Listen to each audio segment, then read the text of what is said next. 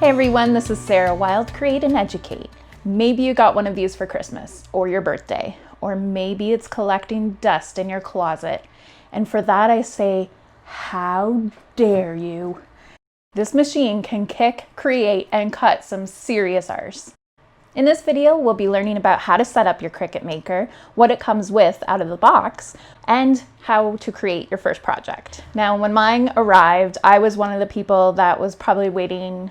No, I kind of was waiting by the window, as you'll see by this next clip. For me? This is for me?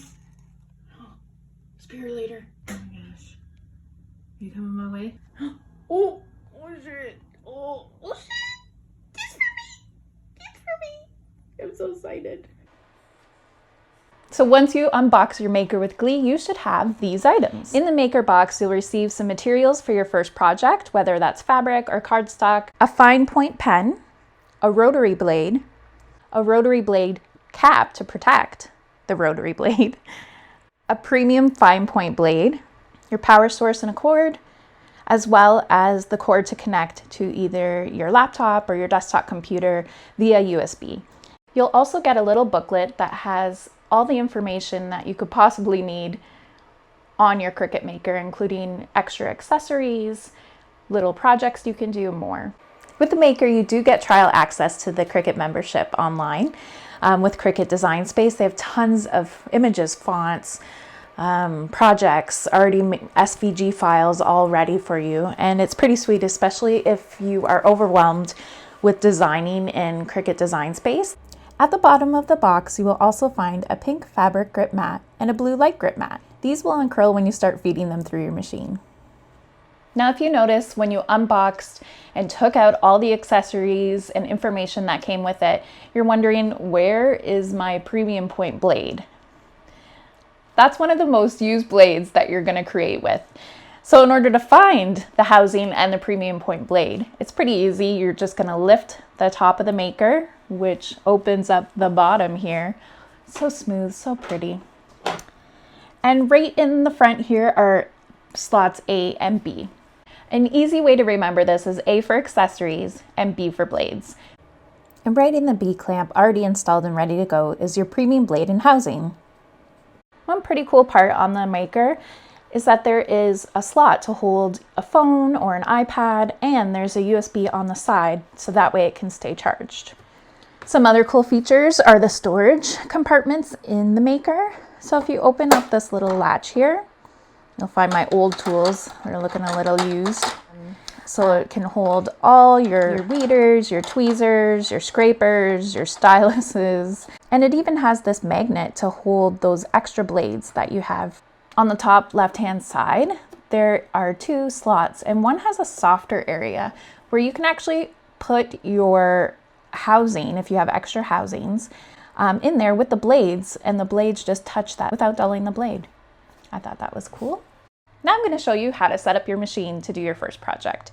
So you're first going to plug in your power source and take the round end, plug it into the back of your machine. There's also the other part which plugs into your computer, and plug that in. The Cricut logo goes on the bottom. Once you've plugged everything in, go to design.cricut.com and you'll download the program Design Space. Now my screenshot says Design Space for Mac because it automatically could tell that I was using a Mac, but it is available for PC and Mac. So you're going to download it. My screen might be a little different where it says open because I've already downloaded it. Once you download Cricut Design Space, you are going to open it up and either create an account if you haven't already, and you're going to start setting up your machine.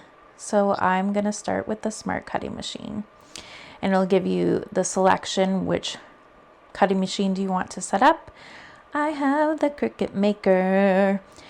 This is a huge tip. Prepare the workspace, at least 10 inches of space behind, and I would say even in front of the Maker, just because when it's feeding your cutting mats, you want to have that space and not have it get jumbled up against a wall or something in the way.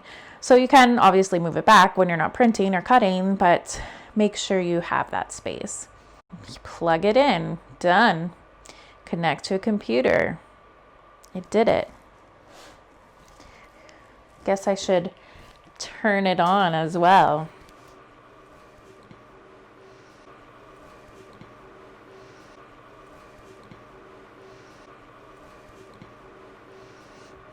So it wants me to update. We're gonna update. And I already have it to my personal email, so I'll just register there. And that's it, all set up. Let's test a cut. Select an image to get started. Obviously, I'm gonna do the lips. The next step is asking to place small cardstock on the top left-hand corner of the mat. So we're going to use the blue one, the light grip, and we're just going to remove the plastic. But remember, keep that plastic because we want to protect this lovely board. And it says small cardstock, so I'm going to assume this cute little blue guy. Let's see if I can do it here. And you're just going to place it in the corner and using these lines as a guide to line up your paper. Perfect. So following the next steps, confirm the blade is set in place and clamp B for blades. Remember that tip, my idea first. All right, we're all set. We didn't need anything in clamp A for accessories. And we're gonna push the mat up under the guides toward the rollers. I like to hold it and then press the arrow just to make sure it grabs. Oh, sorry. I'm so sorry, Minty, but that really grabbed really nicely. And now the little Cricut button is flashing and we're just gonna hit that and it's gonna start cutting.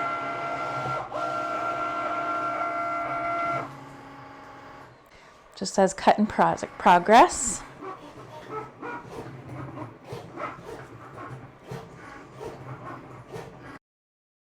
It actually sounds more powerful than old Minty here, Cricut Air 2. I don't know what it is. Maybe because it is more powerful. I think it said like, I don't know the exact numbers. I'm just excited I have this machine. All right, so my test cut is complete. You can hit next on your computer and just hit the flashing unload button. That's it. So now we have our lips, and in order to get it off the board, I find with paper, I like to fold the mat underneath like this. And just peel it away from the board. So we have our lips, the outline. And peel the next part away. And this is where the weeding tool comes in handy to get rid of any little cuts that the mat didn't peel off. And there's our lovely set of lips. I don't know what to do with this now. It's like perfect. All right, so now you just click Start Designing, and it's going to open up the design space and all the crazy projects that you can now make with this.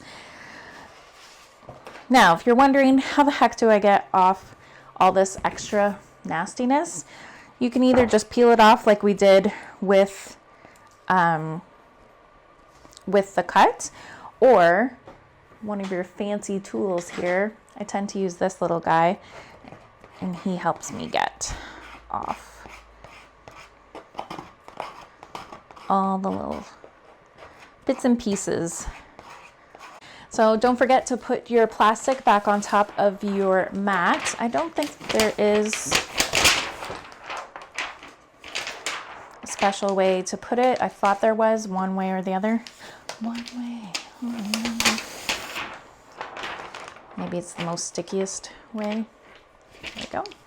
Okay, now that we've completed our first test cut, there's so much more info I could get into. There's so many more accessories, materials, and tools that I haven't even touched on. But take a look at either Cricut.com, or if you're in Canada, check out Michael's. They have a whole section dedicated to Cricut. I'll be exploring more accessories, blades, materials in upcoming videos.